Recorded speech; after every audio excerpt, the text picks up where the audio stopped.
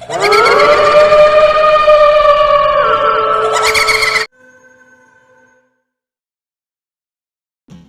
माना जाता है कि दुनिया में बहुत से अजीबोगरीब क्रीचर्स और जीव रहते हैं, पर एक ऐसा जीव है जिसका वर्णन बहुत से ग्रंथों और किताबों में हुआ है, याक्षिणी। ये कहानी इसी हॉरर लेजेंड के बारे में है। तो आइए शुरू करते हैं। जयवीर एक वाइल्ड लाइफ बायोलॉजिस्ट था।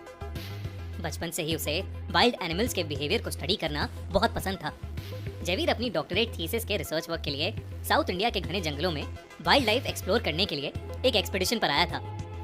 जयवीर के साथ उसके कुछ दोस्त भी आए थे, पर जयवीर को वाइल्ड लाइफ से एक अलग ही तरह का लगाव था। जहां उसके दोस्त एयरपोर्ट से सीधा होटल जाकर रेस्ट कर रहे थे, वहीं जयवीर अपनी सारी तैयारी कर अकेले ही फॉरेस्ट एक्सपीडिशन पर निकल पड़ा था। जयवीर बहुत ही ज्यादा एक्साइटेड था। ऐसा लग रहा था कि जैसे वो अपने ड्रीम वर्ल्ड में आ गया हो। अपने पीछे एक छोटा सा बैग टांगे जयवीर अलग अलग तरह के जानवरों को देखकर उन्हें रिकॉर्ड कर रहा था। वो जंगल साल ट्रीज से भरा हुआ था और जयवीर जैसे जैसे उस जंगल के अंदर जा रहा था, वो अपने नाइफ से उन ट्रीज को मार्क कर रहा था ताकि वो बाद में जंगल के अंदर खो ना जाए।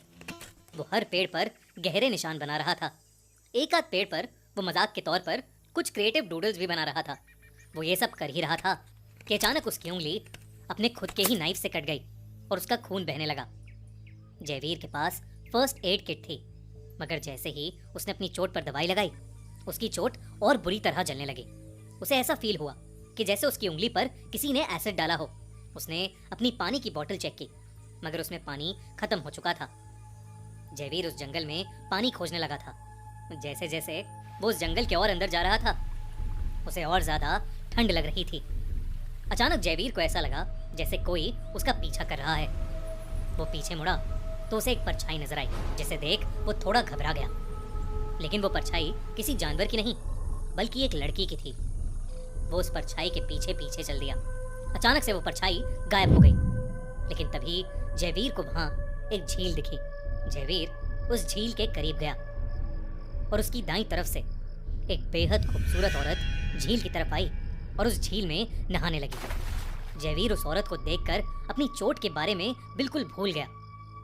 उसे लगा वो परछाई इसी खूबसूरत लड़की की थी। कुछ देर तो जयवीर वो नजारा देखता रहा, मगर फिर जयवीर को शर्म आने लगी, इसलिए वो अपना मुंह फेर कर वहां से चल दिया। जब वो वहां से वापस जा रहा था तो जयवीर को पीछे से एक जोर का धक्का लगा और वो नीचे गिर गया। जयवीर जंगल के कैसे कोने में था। उसे समझ नहीं आ रहा था कि वो कहां जाए, लेकिन तभी उसे एक बेहद अनोखी खुशबू आई।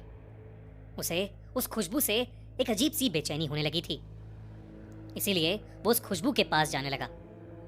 कुछ दूर जाते ही एक पेड़ के पीछे जयवीर को लंबे काले बाल दिखाई दिए।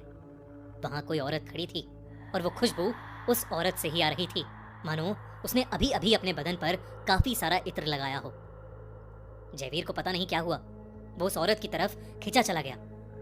जयवीर जैसे ही उस औरत के करीब पहुंचा, उस औरत ने और आगे चलना शुरू कर दिया और जयवीर बिना कुछ सोचे उसके पीछे पीछे चलने लगा। ऐसा लग रहा था कि जयवीर अपनी सुध बुध खो चुका था और उस घने जंगल के अंदर चला जा रहा था। कुछ दूर चलने के बाद जयवीर ने उस औरत को आवाज लगाई, सुनो, तुम कौन हो और अकेली इस जंगल में क्या कर रही हो? वो औरत वहीं रुक गई, लेकिन उसने कोई जवाब नहीं दिया। जयवीर उसके करीब गया और उसने उस औरत के कंधे पर अपना हाथ रख दिया।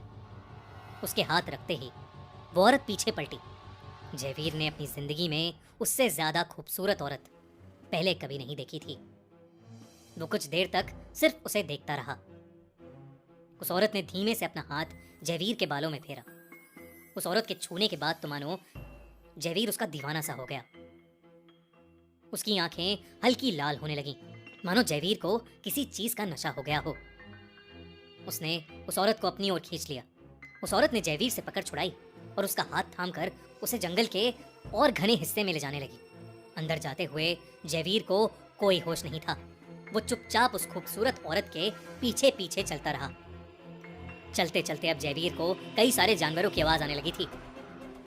जंगली जानवरों के गुर्राने की आवाज धीरे धीरे तेज हो रही थी। अब जयवीर और वो औरत चलते हुए जंगल के बीचों बीच पहुंच गए थे। वो औरत धीरे धीरे जयवीर के शरीर पे अपना हाथ फेर रही थी और देखते ही देखते उसने जयवीर की गर्दन पकड़ ली और वो जयवीर का गला दबाने लगी। जयवीर छटपटाने लगा और अपने आप को छुड़ाने की कोशिश करने लगा। अब उस खूबसूरत औरत का रूप बदलने लगा था। वो एक बेहद डरावनी चुड़ैल में बदल गई। जयवीर का दम घुट रहा था, उससे कुछ भी बोला नहीं जा रहा था। तभी जयवीर के सीने में बहुत तेज दर्द उठा, ऐसे जैसे किसी ने जलते हुए अंगारे उसके सीने पर डाल दिए हों। वो जोर से चीखा और उसके चीखते ही वो चुड़ैल जोरों से हंसने लगी। उसने जयवीर को एक पेड़ पर टिका दिया और उसका गला पूरी ताकत से दबाने लगी। तभी जयवीर ने हिम्मत करके अपनी पॉकेट में पड़ा चाकू निकाला और उस औरत पर चला दिया। 1 मिनट के लिए उस औरत की पकड़ तो छूट गई, मगर उस औरत को चाकू के वार से भी कुछ नहीं हुआ। जयवीर के पास अपनी सांस वापस भरने का भी समय नहीं था। वो उस औरत से छूटते ही वहां से जोरों से भागा। भागते हुए उसने एक बार भी पीछे नहीं देखा, मगर उसे उस औरत के हंसने की आवाज अब तक आ रही थी। बल्कि पूरे जंगल में उस औरत की हंसी की आवाज गूंज रही थी।